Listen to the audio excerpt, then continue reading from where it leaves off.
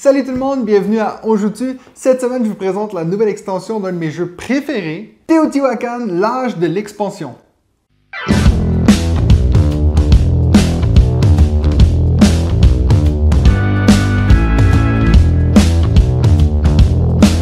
Donc c'est maintenant la troisième extension de Teotihuacan après la première extension, l'âge préclassique, et la deuxième extension que je vais pas essayer de prononcer. Comme les deux autres extensions, l'âge de l'expansion est fait de plusieurs modules. Ça veut dire qu'on peut décider de mettre certains éléments ou en enlever d'autres. Je précise que cette vidéo, c'est pour ceux qui savent déjà comment jouer à Teotihuacan et ses extensions. Sinon, vous allez vous demander de quoi je parle. Donc sans plus tarder, on va regarder comment mettre en place l'âge de l'expansion. Ensuite, je vais vous expliquer comment jouer aux différents modules et on va finir par répondre à la fameuse question: on joue-tu à ça, Teotihuacan, l'âge de l'expansion? Donc il y a plusieurs nouveautés dans la boîte de la période de l'expansion. La première chose que vous allez remarquer pour votre mise en place, c'est qu'on a justement ces nouvelles tuiles pour le plateau, donc pour les tuiles d'action, où on a maintenant cette ressource noire qu'on appelle de l'obsidienne, que je vais vous expliquer dans un instant. En plus de ça, vous remarquerez qu'entre les trois tuiles ici sur les côtés longs du plateau de jeu, on a maintenant des hôtels, donc où on va placer nos chamans. Assurez-vous que lors de votre mise en place, vous avez la petite ligne ici noire qui pointe vers la pyramide. Donc dans ce cas-ci, vu que moi je la place ici, elle serait comme ça et non comme ça. On a aussi maintenant des tuiles de découverte majeures, donc qui ont un dos qui est vert, ils sont un petit peu plus roses aussi.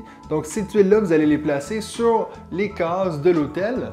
Et puis finalement, l'autre nouveauté qui est très apparente, c'est justement le plateau de conquête ici, qu'on peut placer à côté de la tuile numéro 6. Donc ça, c'est en gros les nouveautés. On a aussi bien sûr des nouvelles tuiles de technologie pour aller avec l'obsidienne. On a aussi deux nouveaux dieux et déesses qui ont soit rapport avec les chamans ou avec l'obsidienne. Donc ça aussi, vous pouvez les mettre dans votre pioche si vous jouez avec l'extension des dieux et des déesses. Et pour finir, on a aussi une nouvelle tuile saison. Donc ce symbole-ci, c'est celui des chamans.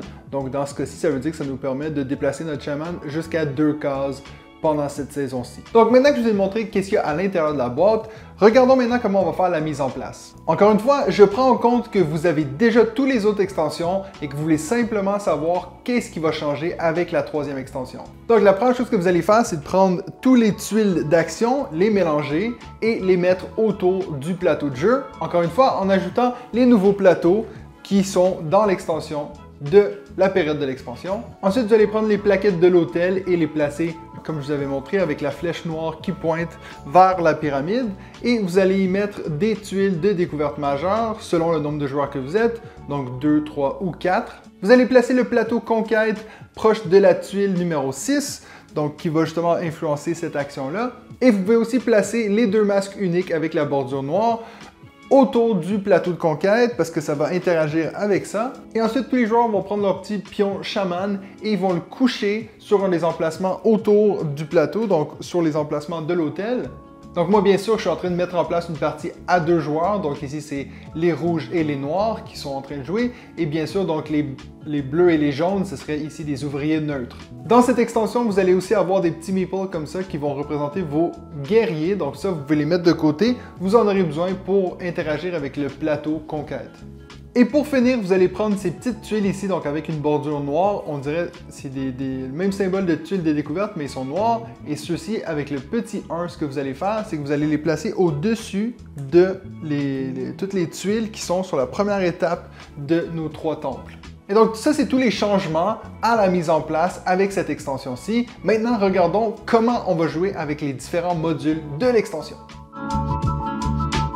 Alors, la première module de cette extension concerne l'obsidienne, qui est cette nouvelle ressource, donc noire comme ceci, qui va un peu être des ressources Joker. On peut s'en servir comme du bois, comme de la pierre ou comme de l'or. Attention, on ne peut pas utiliser de l'obsidienne pour remplacer le cacao. Donc, on peut trouver justement sur les nouveaux plateaux ici, donc si moi je viens ici avec 3 ouvriers de valeur 1, où il y en a un qui est de valeur 1, ben, ça veut dire que je vais prendre un cacao, un bois et je vais me prendre un obsidienne. On a aussi des nouvelles tuiles de découverte majeure qui vont nous procurer de l'obsidienne. Donc, par exemple, celle-ci m'en donnerait 3. Mais ce qui est important de noter, c'est qu'à chaque fois qu'on voit ce symbole-ci qui nous permet de prendre n'importe quelle ressource, ça n'inclut pas l'obsidienne.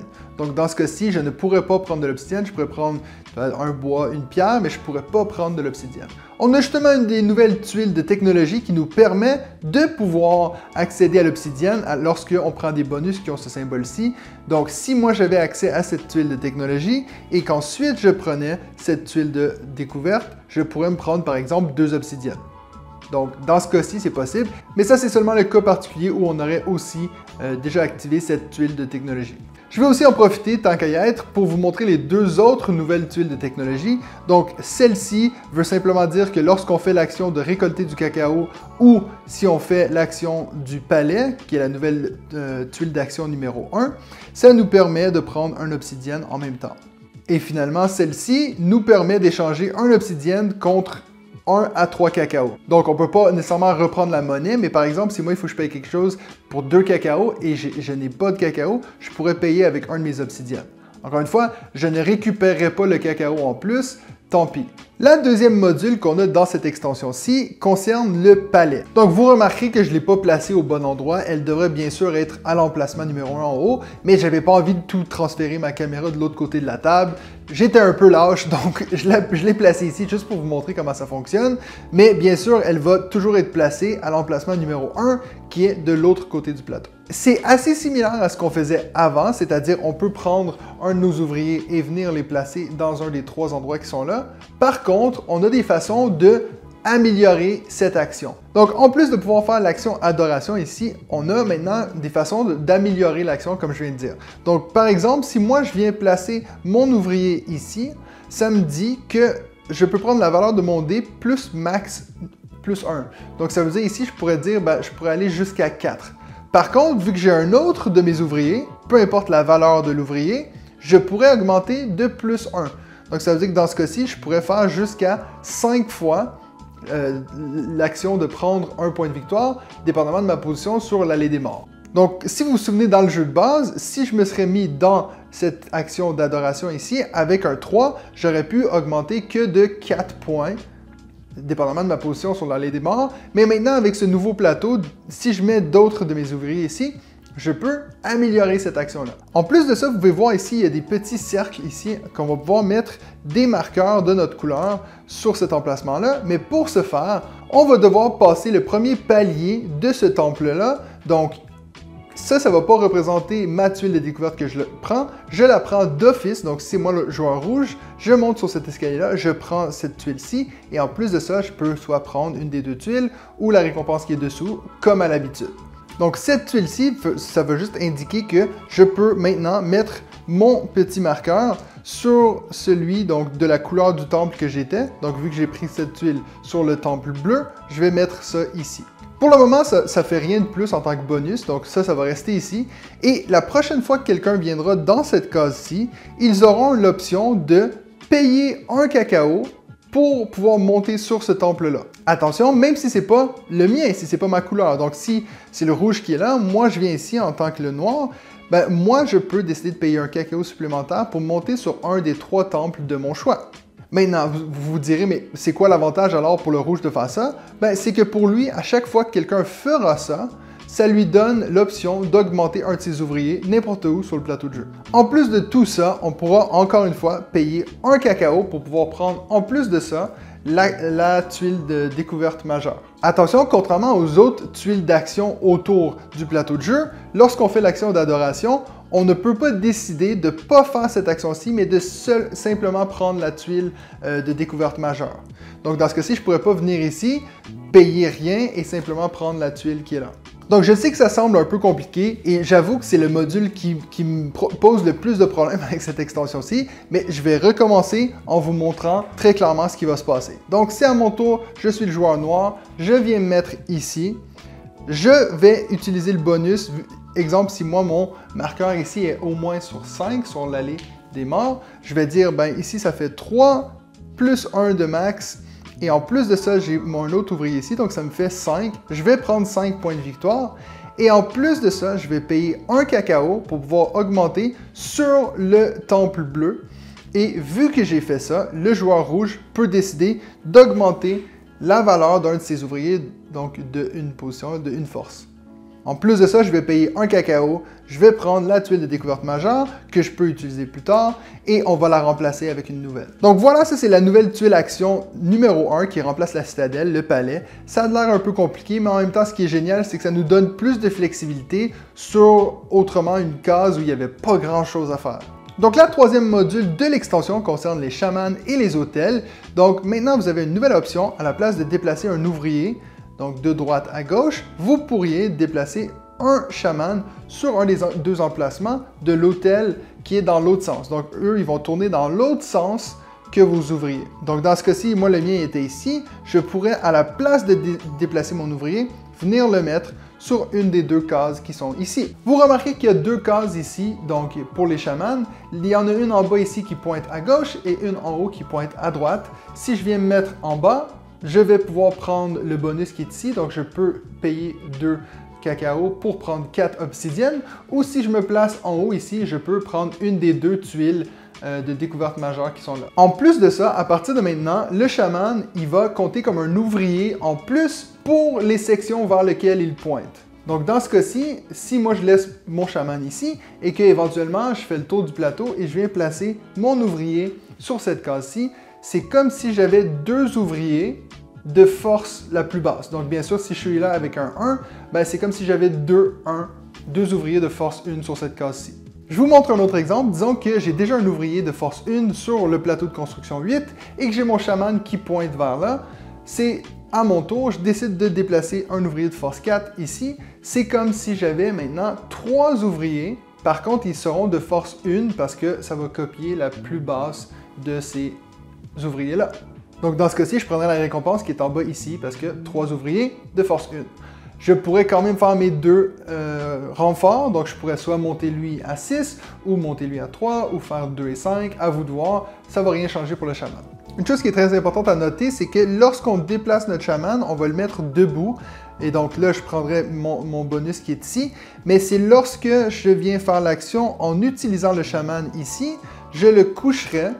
Et donc, maintenant qu'il est couché, si je referais cette action-ci, je ne pourrais pas rebénéficier du chaman comme un 3e ouvrier. Donc, lorsqu'on déplace le chaman, on va toujours le mettre debout. Et une fois qu'on l'utilise pour bonifier une action, pour améliorer une action, on va le coucher. C'est juste pour s'assurer qu'un joueur ne va pas le laisser là et toujours refaire la même action. Si jamais l'autre joueur voudrait venir se mettre dans l'emplacement où il y a déjà mon chaman, donc disons le joueur noir vient placer son chaman ici, il va prendre les bonus qui ont rapport avec cette tuile-là, il va le laisser debout, hein, bien sûr. Donc moi, mon chaman qui était couché ici va devoir transférer à l'autre hôtel qui est de l'autre côté. Je vais choisir sur laquelle des deux cases je vais le placer. Je vais le placer debout, mais je ne vais pas prendre les bonus qui sont associés. Attention, ce qui est très important, c'est simplement la case. On peut être 2 chamans sur le même hôtel, mais pas sur la même case. Donc c'est simplement s'il vient prendre ma case qui va me déplacer sur l'autre hôtel.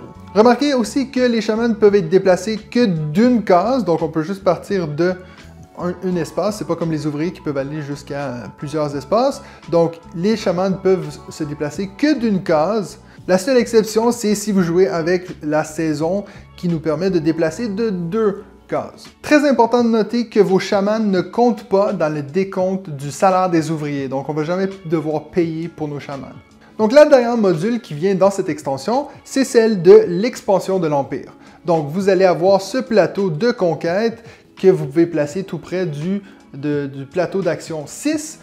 Donc, comme vous pouvez voir, on a 2 symboles ici sur les récompenses. Les petites maisons, on ne va plus les placer directement sur le plateau. Ça va être différent. Si vous avez une récompense avec le petit cercle ici, ça veut dire que vous allez prendre un de vos guerriers, donc justement, comme je vous avais montré en début de partie, les petits meeples, et vous allez les placer, comme vous pouvez voir, c'est le même symbole ici que le rond qui est là. Donc, ça veut dire qu'on peut mettre un de nos guerriers sur une des 4 régions en bas ici, donc qui sont représentés par le petit rond, ici, le petit point. Donc ça veut dire les 4 premières régions. Ça, c'est les régions de la zone 2, la zone 3 et ensuite la zone 5. Attention, lorsque vous placez vos guerriers ici, vous ne prendrez pas les récompenses immédiatement. Vous faites simplement le laisser à sa place. Si vous pouvez aussi faire l'action ici de construire une maison, donc ça, à ce moment-là, vous paierez 2 bois.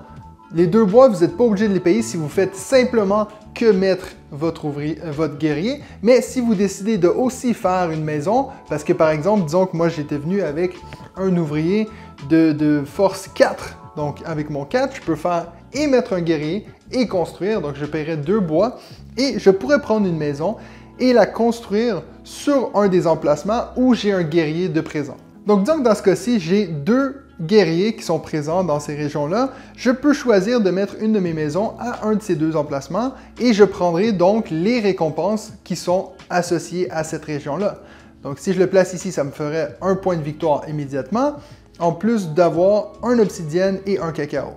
Si je décide de faire ça, je vais tout de suite mettre mes points, prendre mes récompenses et je vais sortir ce guerrier du jeu. Il n'est plus présent dans le jeu. Bien sûr, aucun autre joueur peut bénéficier à partir de maintenant de cette récompense-là. Il ne peut jamais y avoir plus qu'un guerrier dans une zone. Donc par exemple, si je refais l'action ici avec le guerrier, je décide de le mettre dans cette zone-ci, ça va toujours pousser le guerrier. Donc dans ce cas-ci, je pourrais décider de soit l'avancer, soit de le monter ici, mais je ne peux jamais croiser la ligne qui est pleine ici.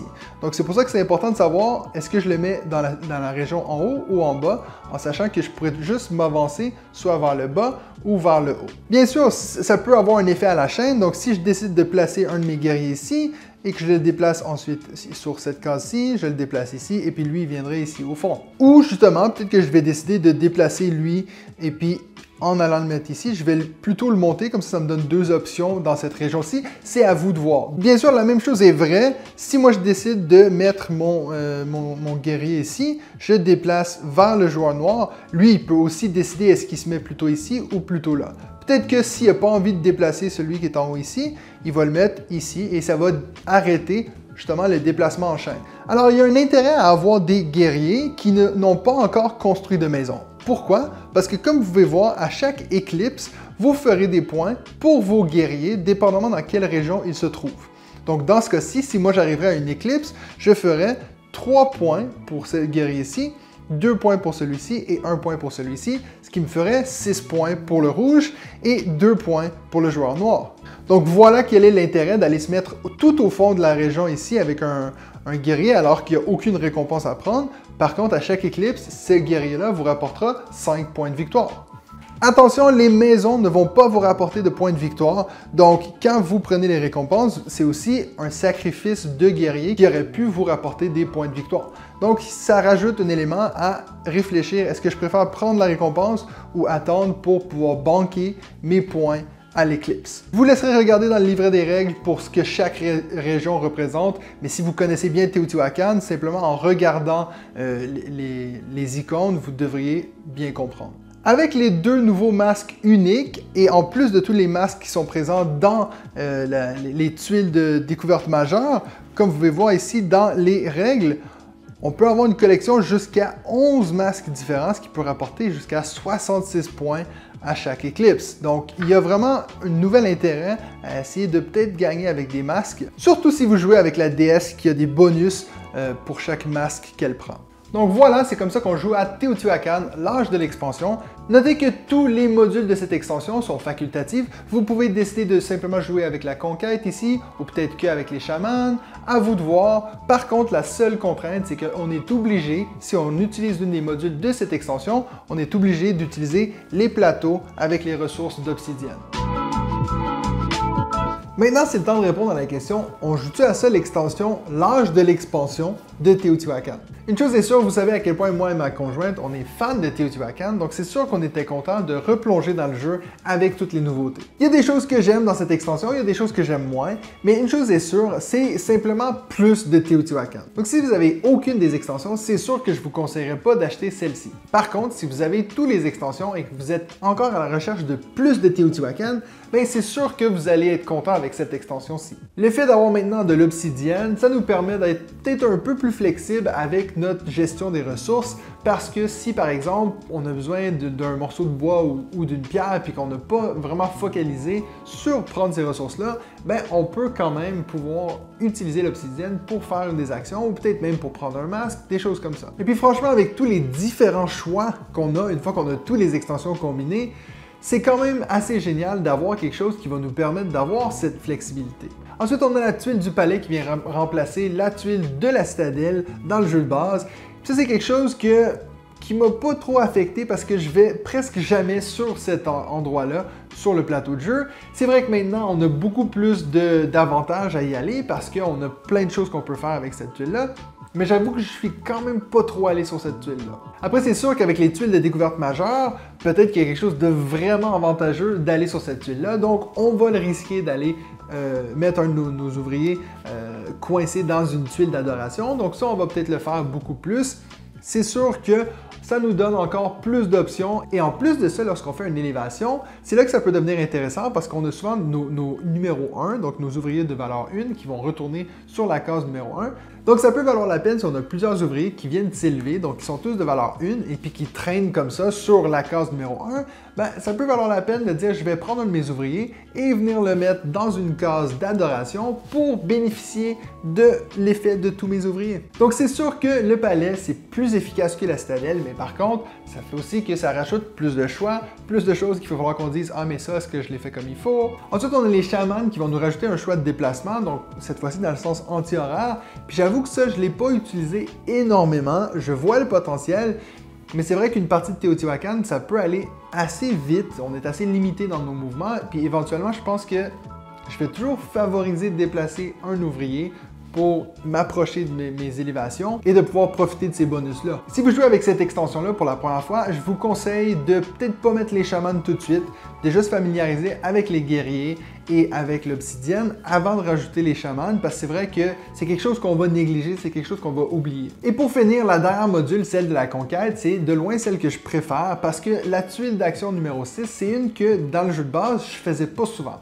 Le fait de prendre une petite maison puis la mettre à quelque part pour faire des points, oui, ça pouvait être avantageux, mais je trouvais que au contraire, ça limitait les points que je pouvais faire à chaque éclipse. Donc d'avoir ces différents types de récompenses, ça peut, dépendamment d'où on en est dans la partie, nous amener un bonus qu'on a vraiment besoin à tel moment. Donc ça, c'est quelque chose que je trouve génial. Et en plus de ça, le fait d'avoir plusieurs ouvriers sur cette case-là devient beaucoup plus intéressant que de simplement dire « Ah ben, si j'en ai 3, je peux accéder à ces bonus-ci qui font plus de points. » Par exemple, si vous allez sur l'emplacement numéro 6 avec 3 ouvriers de force valeur 4 minimum, vous pouvez mettre 2 guerriers sur la carte en plus de rajouter 2 bâtiments. Donc en un tour, vous pourriez grandement vous aider, surtout vers les fins de partie, parce qu'en mettant 2 bâtiments, on peut prendre 2 récompenses différentes en plus de prendre des points. Donc ça peut nous donner des ressources, des points, quelque chose qu'on a besoin à ce moment-là dans la partie. Donc ça, c'est quelque chose que j'ai adoré de cette extension-là. Et puis, je trouve que ça a vraiment rajouté une nouvelle dynamique que j'aime, qui a changé mes parties et puis qui m'a forcé à changer de stratégie.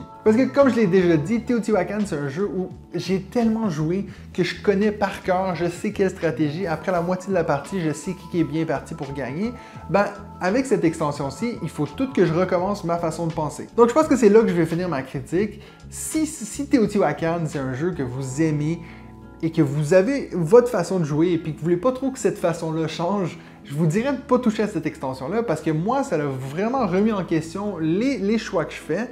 Donc, c'est comme réapprendre un nouveau jeu. Et en plus de ça, c'est beaucoup plus de choix, beaucoup plus de complexité et beaucoup plus de points à pas oublier de mettre et tout. Moi, à chaque fois qu'on finit une partie avec ma conjointe, si on est en dedans de 2-3 points de différence, je me dis il y a des bonnes chances, c'est peut-être elle qui a gagné, mais qu'on a oublié de compter des points. On est continuellement en train de dire est-ce que tu as mis tes points pour ça? Est-ce que tu n'as pas oublié d'élever ton ouvrier? Tu n'as pas oublié de monter ta force de une?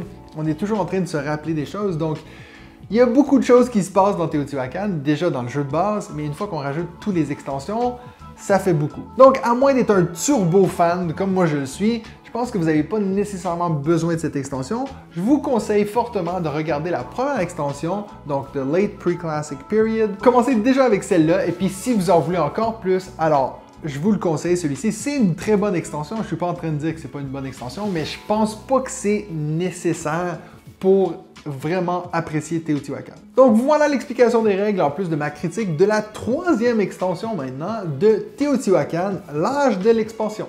Donc n'hésitez pas à me demander dans les commentaires si vous avez des questions parce que j'ai fait de mon mieux pour être clair, mais il y a tellement de petites choses dans ce jeu-là, puis en plus, le livret des règles est pas super. Si vous allez dans les forums sur Board Game Geek, il y a plein de gens qui demandent des clarifications sur les règles. Je suis sûr que même moi encore maintenant, je dois encore faire des erreurs, je dois en avoir dans la vidéo. Donc si vous avez des questions, n'hésitez pas, je vais vous trouver la réponse, ça va me faire plaisir. Puis sinon, comme à l'habitude, n'oubliez pas de vous abonner à ma chaîne si vous êtes fan de jeux de société puis que vous aimez ce genre de vidéos. Et puis sinon, nous on se revoit la semaine prochaine pour un autre épisode de... On joue dessus?